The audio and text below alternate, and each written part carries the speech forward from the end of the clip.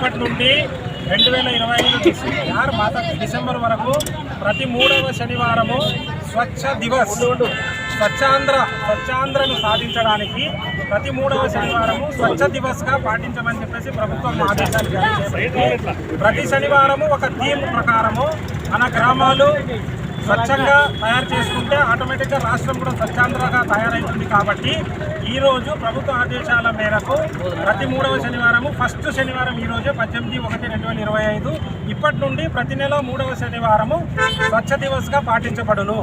ఈ స్వచ్ఛ దివస్ కార్యక్రమంలో భాగంగా మన గ్రామాన్ని శుభ్రం చేసుకొని మన గ్రామం స్వచ్ఛాంధ్రంగా తయారు చేసుకుంటే ఆటోమేటిక్గా రాష్ట్రం కూడా స్వచ్ఛాంధ్ర ఏర్పడుతుందని చెప్పేసి ఆదేశాల మేరకు ఈరోజు కార్యక్రమం చేపట్టబడుతుంది. ఆలూరు గ్రామ పంచాయతీలో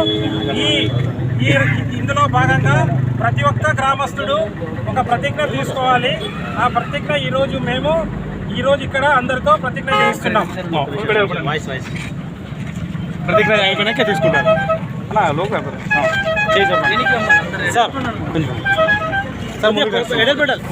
ఓకే సార్. నేను నా పరిసరాల పరిశుభ్రత కొరకు ప్రతిరోజు కొంత సమయం కేటాయిస్తానని నా వంతు కృషిగా స్వచ్ఛత కార్యక్రమాల కొరకు శ్రమదానం చేసి పరిశుభ్ర ఆంధ్రప్రదేశ్ సాధించే